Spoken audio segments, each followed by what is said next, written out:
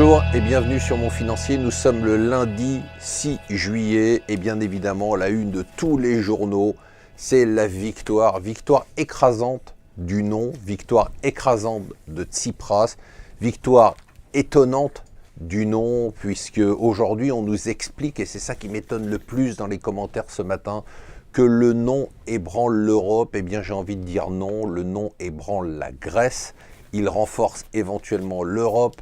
C'est l'Allemagne qui a toutes les cartes entre les mains, qui va décider dans les 48 heures, avec les partenaires européens, à part la France, qui la soutiennent, s'il faut aller dans le sens du chantage grec. C'est une opportunité unique, selon beaucoup de partisans allemands, et notamment de membres du gouvernement, de renforcer l'Europe en faisant sortir la Grèce et en faisant une Europe resserré. Alors qu'est-ce qui va se passer? Varoufakis, le ministre des Finances, et c'est une manœuvre dilatoire, a démissionné pour faire plaisir, nous dit-on, aux négociateurs européens. Il va y avoir des négociations dans les 48 heures, mais je pense qu'on ne devrait pas céder au chantage, à voir si on aura un compromis ou pas.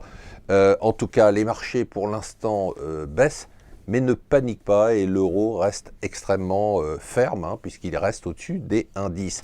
L'autre grande crise sur les marchés, c'est la Chine. La Chine qui a vu son marché s'effondrer de près de 30% en quelques jours. Il faut dire qu'il était monté de 150% depuis un an.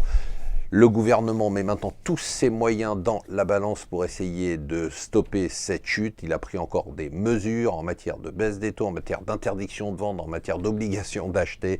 Eh bien, ça a l'air de marcher puisque ce matin, le marché remonte. Et enfin, on termine par un petit clin d'œil, puisqu'on a parlé quasiment que de la Grèce et de la Chine et que ce sont les deux sujets qui occupent les marchés ce matin, surtout la Grèce.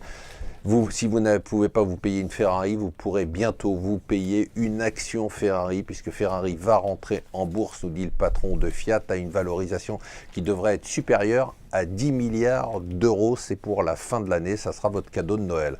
Voilà, restez avec nous sur Mon Financier.